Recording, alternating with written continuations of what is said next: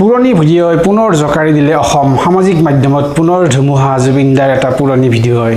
নমস্কাৰ, মই ভাস্কৰ দাস। মই অন্য এটি নতুন ভিডিঅ'ত স্বাগতম জনাইছোঁ। উত্তৰ অধিকাৰী হিচাপে গৰিমা শইকীয়া গাৰ্গ বৌলৈ হস্তান্তৰ কৰা হ'ল জুবিনদাৰ সকলো সা সম্পত্তি। আৰু শেষত গৰিমা গাৰ্গে কি ক'লে আহক সকলোৱে ভিডিঅ'টো চাওক। কিন্তু বিশেষ এখন সাকসেছন সাৰ্টিফিকেট সেইখন আপুনি গৰিমা গাৰ্গ শইকীয়াৰ হাতত নাপালোঁ। ৰাইজৰ মৰম পাইছোঁ, এইটো বেলেগ কথা। সংগীত সৃষ্টি কৰিছোঁ, চিনেমা সৃষ্টি কৰিছোঁ, ৰাইজে মৰম দিছে, আশীৰ্বাদ দিছে, তাৰ কাৰণে পুনৰ ধন্যবাদ। কিন্তু চৰকাৰৰ ফালৰ পৰা বিশেষ একো নেদেখিলোঁ, বিশেষ উন্নয়ন, বিশেষ বৈপ্লৱিক একো দেখা নাই এতিয়ালৈকে। AJP দেখিলোঁ, কংগ্ৰেছ দেখিলোঁ, এতিয়া BJP দেখিছোঁ। সকলোখিনি একেই, চব লংকাত গৈ পেলাই ৰাৱণ হৈ যায়, প্ৰথম কথা। গতিকে সেইটো বস্তু বাৰে বাৰে নহ'ব, বাৰে বাৰে গোটেই জীৱনটো যদি এইটো চাই থাকিবলৈকে জন্ম হৈছোঁ আৰু তেনেহ'লে বেলেগ দেশত গুচি যোৱা ভাল, বেলেগ জেগাত গুচি যোৱা ভাল। গতিকে কিন্তু যাব মন নাই অসম এৰি, প্ৰথম কথা। আৰু এইটো নিজৰ দায়িত্ব বুলি হ'ব আমাৰ, যে কিবা এটা বেয়া হৈছে অসমৰ কাৰণে, সেইটো কাৰণে ওলাই আহিছোঁ। মই কোনো ৰাজনীতিবিদো নহয়, মই ৰাজনীতিৰ লগত জড়িতও নহয়, মই কংগ্ৰেছো নহয়, BJPও নহয়, মই AJPও নহয়। প্ৰথম কথা, মোৰ এটা নিজৰ সৈন্যবাহিনী আছে, মোৰ নিজৰ মানুহ আছে।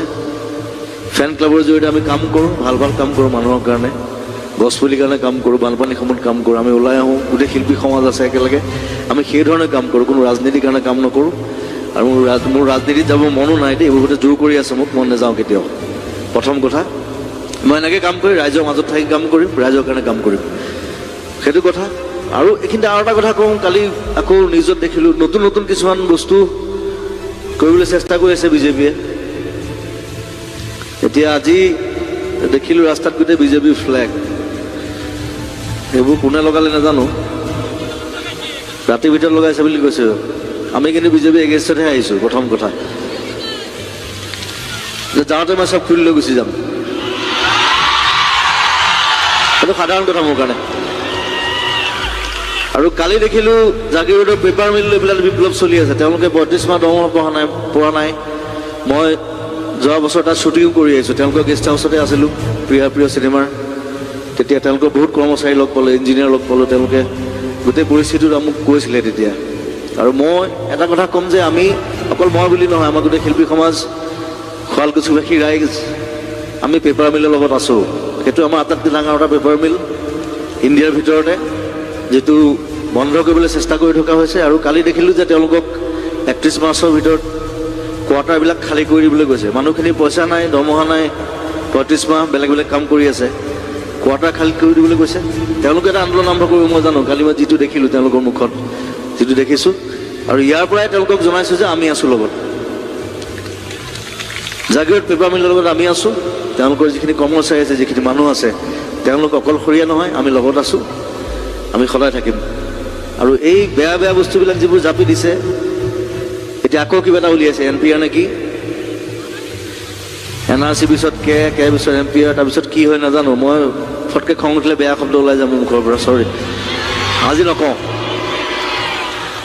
চ' সেই বেয়া শব্দলৈ যোৱাৰ পৰিৱেশটো সৃষ্টি কৰিছে কোনে? এইটো BJPয়ে কৰিছে। প্ৰথম কথা, বহুতে মনে মনে ভিতৰত থৈ দিয়ে, ক'বলৈ বেয়া পায়, ষ্টেজত নকয়, মই কৈ দিওঁ। মই ভয় কৰা মানুহ নহয়, কাকো ভয়ো নকৰোঁ, কাকো খাতিৰো নকৰোঁ, ধ্যানতা খাতিৰ নকৰোঁ কাকো, BJP হওক কংগ্ৰেছ হওক। আমাৰ এতিয়া প্ৰব্লেমটো আৰম্ভ হৈছে এটা বস্তুত, আমাৰ কোনো অপশ্যন নাই।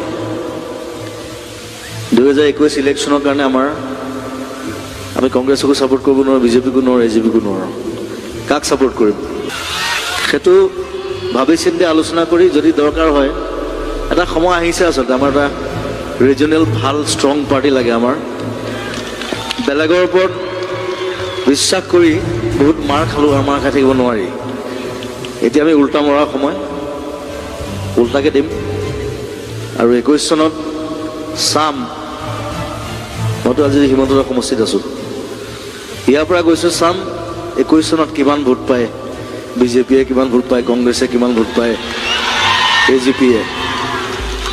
যদি দৰকাৰ হয় আমাৰ পাৰ্টি হ'ব, মই নাথাকোঁ খালি দেই, মই নাথাকোঁ, মই নাথাকোঁ, মই ছাপোৰ্ট দিম, এইটো বেলেগ কথা। মই বা গান কৰিম চিনেমা কৰিম মোৰ সেইটোৱে কাম মোৰ যিটো কামৰ কাৰণে পঠাইছে ঈশ্বৰে মই সেইটো কামেই কৰিম আপোনালোকৰ কাৰণে মৰালৈকে কৰিম এইখন ছাকচেছন চাৰ্টিফিকেট সেইখন আপুনি গৰিমা গাৰ্গ শইকীয়াৰ হাতত অৰ্পণ কৰা হ'ল কোৰ্টৰ ফালৰ পৰা যোৱা 22 তাৰিখে অৰ্ডাৰটো হৈ গৈছিলে কিন্তু তেখেতে নাছিলে কাৰণে আজি তেখেতক আহি মানে এইখন উপস্থিত হোৱাৰ পিছত এইখন প্ৰদান কৰিলে কোৰ্টৰ ফালৰ পৰা আৰু ইয়াত কি হ'ল যেতিয়া এজন ধৰক হাজবেণ্ড যেতিয়া ঢুকায় তেতিয়া ছাকচেছৰ হিচাপে মানে উত্তৰাধিকাৰী হিচাপে কাৰ্ড মানে বেংকৰ যিখিনি মুভেবল প্ৰপাৰ্টি সেইখিনি কাৰ তাতে যাব নিজৰ ৱাইফৰ তাতে যায় গতিকে জুবিন গাৰ্গৰ ঢুকোৱাৰ পিছত যিখিনি জুবিন গাৰ্গৰ বেংকৰ একাউণ্ট আছিলে বা যিখিনি আছিলে সেইখিনি গৰিমা বৌৰ হাতলৈ এতিয়া মানে উত্তৰাধিকাৰী হিচাপে ট্ৰান্সফাৰ হ'ল আৰু বাকী আপুনি যিখিনি কথা ক'লে যে LLP বা তেনেকুৱা সেইখিনি আপোনাৰ ছাকচেছন এক্টৰ আণ্ডাৰত নাহে সেইখিনি আপুনি LLP যিখিনি আছে ধৰক জুবিন গাৰ্গৰ সেই LLP খিনি কৰিবলৈ গ'লে আপোনাৰ লিমিটেড লাইবিলিটি পাৰ্টনাৰশ্বিপ এক্টৰ আণ্ডাৰত কৰিব লাগিব সেইখিনি কাম এতিয়াও বাকী আছে সেইখিনিৰ কাৰণে আকৌ এক্সট্ৰাকৈ কৰিব লাগিব সেইখিনিও এক্সট্ৰা কৰিব লাগিব ইয়াত খালি আপোনাৰ ছাকচেছনত আপোনাৰ ছাকচেছৰ চাৰ্টিফিকেটখন দিলে য'ত আপোনাৰ গৰিমা গাৰ্গ শইকীয়াই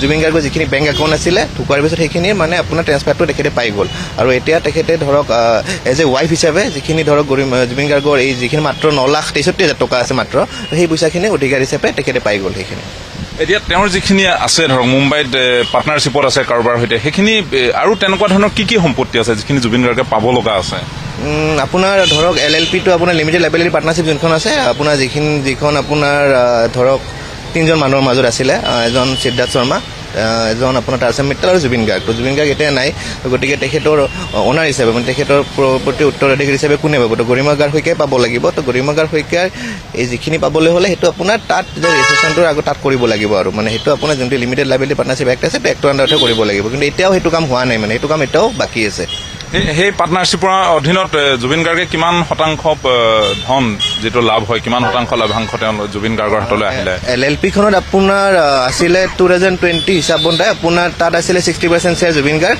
25% টাৰ্চেম মিট্টল আৰু 50% আছিলে আপোনাৰ সিদ্ধাৰ্থ শৰ্মা সেইখিনি ক'ৰ পৰা আহে সেই ধনখিনি মানে তেওঁলোকৰ সেই যিটো LLPৰ হেৰি আছে সেই ধনখিনি ক'ৰ পৰা কেনেকে ধৰণে আহে মানে ধৰক এটা পাৰ্টনাৰশ্বিপ লিমিটেড লাইবিলিটি পাৰ্টনাৰশ্বিপ তেখেতসকলৰ এটা মিউজিকেল যিখিনি আছে এইটো মিউজিকৰ মানে কেনেকে আহে কি আছে তাত আছে বাট তাত যিখিনি শ্বেয়াৰ আছে ধৰক সিহঁতে আৰম্ভ কৰিলে তেখেতসকলে আৰম্ভ কৰি 20 লাখ টকা তো 20 লাখ টকা ধৰক 60% শ্বেয়াৰ জুবিন গাৰ্গৰ আপোনাৰ 28% টাৰ্চেম মিট্টলৰ আৰু 50% সিদ্ধাৰ্থ শৰ্মা তেনেকে আছিলে তো সেই টকাখিনি এতিয়া তাত যিখিনি টকা আছে বা যিখিনি আছে সেইখিনি এতিয়া বন্ধ হৈ আছে মানে সেইখিনি এতিয়া মানে আপোনাৰ মানে কৰিব পৰা নাই কাৰণ এজন সিদ্ধাৰ্থ শৰ্মাটো অলৰেডি জেলত আছে বাকী টাৰ্চেম মিট্টল আছে বাকী জুবিন গাৰ্গৰ যিখিনি মানে আপোনাৰ প্ৰপাৰ্টি ভাগ আছে তো 60% যিখিনি শ্বেয়াৰ আছে তো সেইখিনি যিহেতু তেখেত ঢুকালে তো গতিকে এটা গৰিমা গাৰ্গ শইকীয়াই পাবলৈ তেখেতে আৰু সেইখনত ৰিএণ্ট্ৰি কৰিব লাগিব তাৰ পিছতহে আপুনি সেইখন তাৰমানে তেখেতে তাৰ পৰা পইচাখিনি পাব বা যিখিনি শ্বেয়াৰ আছে ভিডিঅ'টো চাই কেনেকুৱা পালে কমেণ্ট বক্সত জুবিনদাৰ হৈ ফাঁকি ওলাই লিখিব যদি মোৰ পেজত নতুনকৈ আহিছে পেজটো ফ'ল' কৰিব যদি মোৰ ইউটিউব চেনেলত নতুনকৈ আহিছে চেনেলটো মোৰ ছাবস্ক্ৰাইব কৰিব জয় আই অসম জয় জুবিনদাৰ ধন্যবাদ